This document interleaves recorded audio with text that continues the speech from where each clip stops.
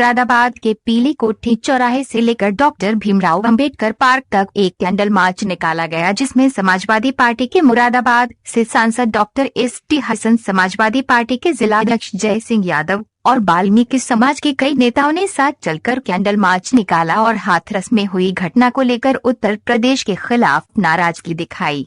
मुरादाबाद के सांसद ने बात करते हुए बताया कि समाजवादी पार्टी का हर एक कार्यकर्ता वाल्मीकि समाज के साथ कंधे से कंधा मिलाकर खड़ा हुआ है। वह वाल्मीकि समाज की बेटी नहीं थी, वह पूरे देश की बेटी थी। हम उस बेटी के घर वालों के साथ हैं और हर दुख में शामिल हैं।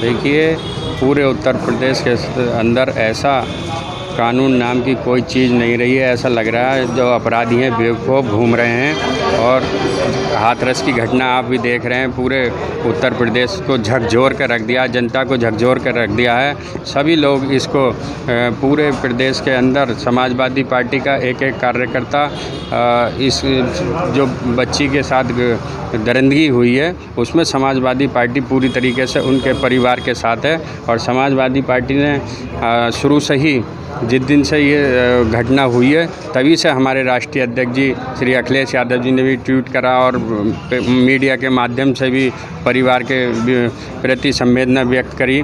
तो ये आप देख रहे हैं किस तरीके का माहौल हो रहा है उत्तर प्रदेश में। कोई कानून व्यवस्था नाम की आज भी कई घटनाएं अभी मीडिया के माध्यम से ही देखने को मिली हैं कि कई जगह घटनाएं हुई हैं जो महिलाओं के साथ, बच्चियों के साथ इस तरीके का अभी बलात्कार और दुर्व्यवहार हो रहा है। तो ये रुकने का नाम ही नहीं ले रहा है। तो आप मानते हैं सर, ये उत्तर प्रदेश सरकार जब आई जाएगी योगी सरकार में तो इसमें बेटियां सुरक्षित नहीं हैं, इसमें बेटियां रात में नहीं निकल सकती है, आए दिन छेड़खानी का, बलात्कार का ये चल रहा है। तो मामले में आप इस बात में क्या कहना चाहेंगे? आप देख रहे हैं कि पूरे उत्तर प्रदेश के अंदर न बेटियाँ सुरक्षित हैं, रात को महिलाएं निकलते हुए अपने घरों से डर रही हैं। आप मुरादाबाद में ही ले लो, मुरादाबाद के अंदर कई कल भी आपने अखबार में देखो कुंडल खींच लिए गए, घर से निकलते ही किसी का पर्स छीन लिया जा रहा है। तो इतनी ख़राब कानून व्यवस्था हो रही है। हम ऐसे मुख्यमंत्री जो उत्तर प्रदेश की कानून व्यवस्था को नहीं संभाल पा रहे हैं, हम महामहिम राष्ट्रपति जी को महोदय को हमने एक अभी ज्ञापन सौंपा है। उसमें हमने मांग करी है कि भाजपा सरकार के जो मुख्यमंत्री आदित्य योगी नाथ जी हैं, इनको इस्तीफा दे देना चाहिए और शर्म आनी चाहिए कि उत्तर प्रदेश के हालात इन्होंने ऐसे पैदा कर दिए कि माँ बहन बेटियाँ सब सुरक्षित नहीं हैं।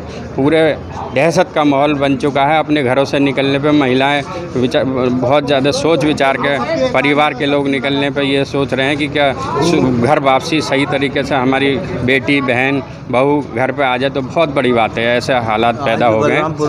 बलरामपुर की घटना हुई है। पूरे उत्तर प्रदेश में आज भी मेरे ख्याल से 4-5 जगह घटना हुई हैं। तो आप मीडिया के साथ भी ऐसा हमने अभी देखा, मैं घर पे गया था, टीवी में देखा कि मीडिया के तक लोगों को उसके गांव तक नहीं जाने रहे हैं। धक्का मुक्की पुलिस कर रही है, इतना उत्पीड़न कर रही है। चलो हम पे तो आरोप लगा सकते हैं कि हम राजनीतिक विपक्ष में हैं, पर मीडिया तो 2 लोग जा रहे हैं वहाँ, कोई कानून व्यवस्था या किसी तरह का कोई ख़राब नहीं कर रहे हैं, उन लोगों को भी नहीं जाने दे रहे, क्योंकि सच्चाई सामने आएगी, मीडिया सच्चाई सामने लाएगी। तो इतने हालात ख़राब हो गए। प्रशासन वहाँ के डीएम क्या बयान दे रहे हैं आपने देखा ही है कि ज़बरदस्ती रात को उस बेटी की घर परिवार के ना माँ थी, ना बाप थे, ना भैया थे, और उसको लाके उसकी क्रियाक्रम कर दिया गया। ऐसा कभी नहीं हुआ है। हमेशा परिवार के लोग लास्ट में कम से कम चेहरा देख लेते हैं। उसकी माँ बिलख रही थी, पैरों में गिर रही थी, आखिरी कम से कम चेहरा तो दिखा देते, पर कभी इन पे टच समझ जरा सा भी असर नहीं हुआ।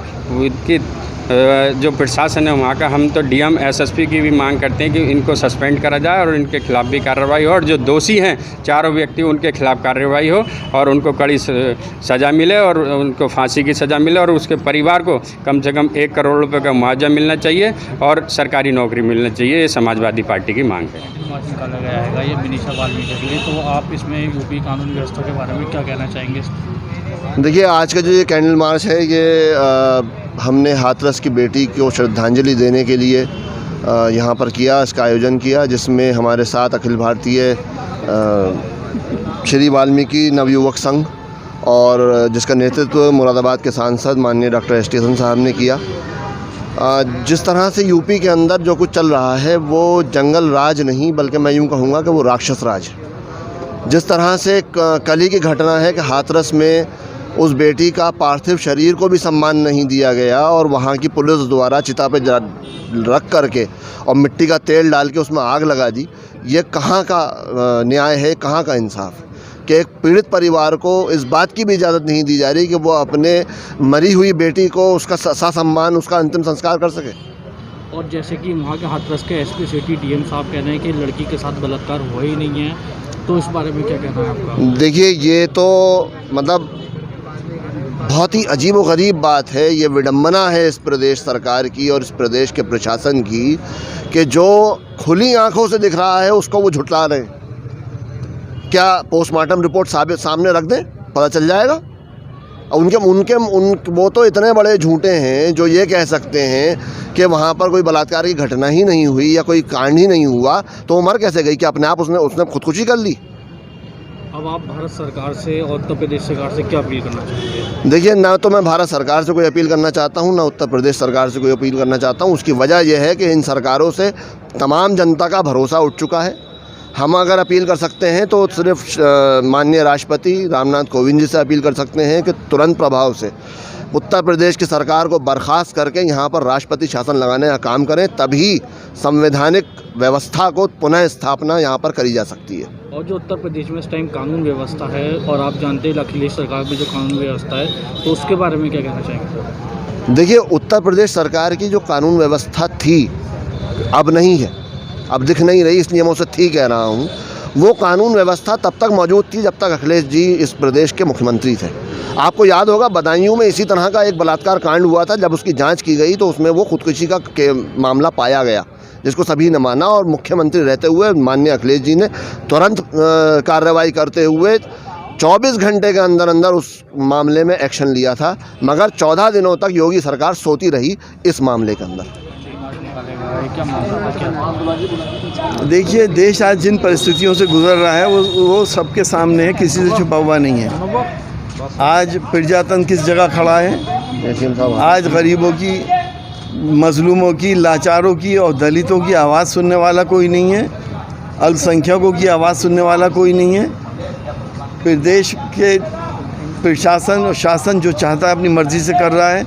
एक मासूम बच्ची के साथ जो अपना डिग्री कॉलेज में एडमिशन कराने जा रही थी, उसको किस खेत में ले जाकर उसके साथ जघन्य अपराध किया गया, उसका बलात्कार किया गया, उसकी हड्डी तोड़ दी गई, उसकी ज़बान काट दी गई और उसके बाद उसके घर वालों को इंसाफ नहीं मिल सका। 14 दिन तक वो इधर उधर तड़पते रहे, घूमते रहे।